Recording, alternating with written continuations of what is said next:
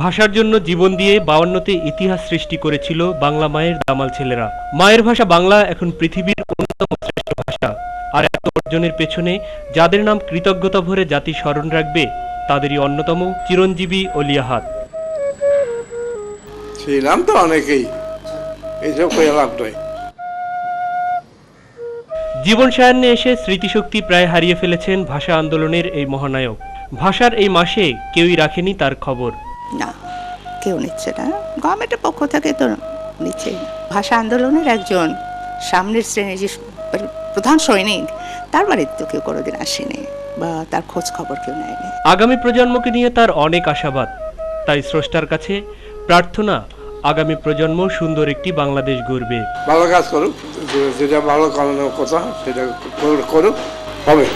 অলি আহাদ একটি নাম, একটি ইতিহাস। 52র ভাষা আন্দোলনে 21 বিনির্মাণের উজ্জ্বল নক্ষত্র। 52য় তিনি 144 দ্বারা ভাঙার নেতৃত্ব না দিলে হয়তো ইতিহাস অন্যরকম হতো। সেই স্মৃতি মাঝে মাঝেই এসে জড়ো হয় তার কাছে, আর তখনই আনমনে নিজের লেখা বই হাতে তুলে নেন এই কিংবদন্তি। নিজেদের খোঁজ না রাখায় কষ্ট নেই তাদের, তবে অসচ্ছল ভাষা সৈনিকদের দৈন্যতা আর অর্থকষ্টে কেউ এগিয়ে না আসায় ক্ষোভ তার পরিবারের সদস্যদের। যারা এখনো বেঁচে আছেন, যারা ভাষা আন্দোলনে সক্রিয় ছিলেন, সক্রিয় ভূমিকা পালন করেছেন, তাদেরকেও কিছুটা স্মরণ করা দরকার। ইতিহাস সাক্ষ্য দিবে তার কর্মের, কেবল দিয়েই গিয়েছেন অলি আহাদ। কোনো কিছুই চাওয়ার ছিল না তার। মায়ের ভাষা প্রতিষ্ঠা দেখেই তিনি সন্তুষ্ট।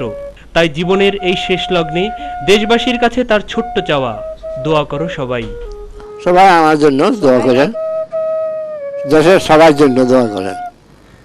ভাষা আন্দোলনের নেতৃত্ব দানকারী কিংবদন্তি এই অলি আহাদ, যিনি জীবনের এই শেষ সময় পর্যন্ত এই দেশের জন্য, জাতির জন্য, আগামী প্রজন্মের জন্য শুধু দিয়েই গিয়েছেন। তার বিনিময়ে তিনি কিছুই চাননি। কিন্তু জীবনের এই পরন্ত বেলা এসে তার শুধুমাত্র একটি চাওয়া, আর সেটি হচ্ছে এই বাংলাদেশ হবে একটি সুখী এবং সমৃদ্ধশালী বাংলাদেশ। বাংলাদেশের আগামী প্রজন্ম দেশকে ভালোবাসবে, মা, মাটি এবং মায়ের ভাষাকে ভালোবাসবে। মাহবুব সৈকত, মাই টিভি, ঢাকা।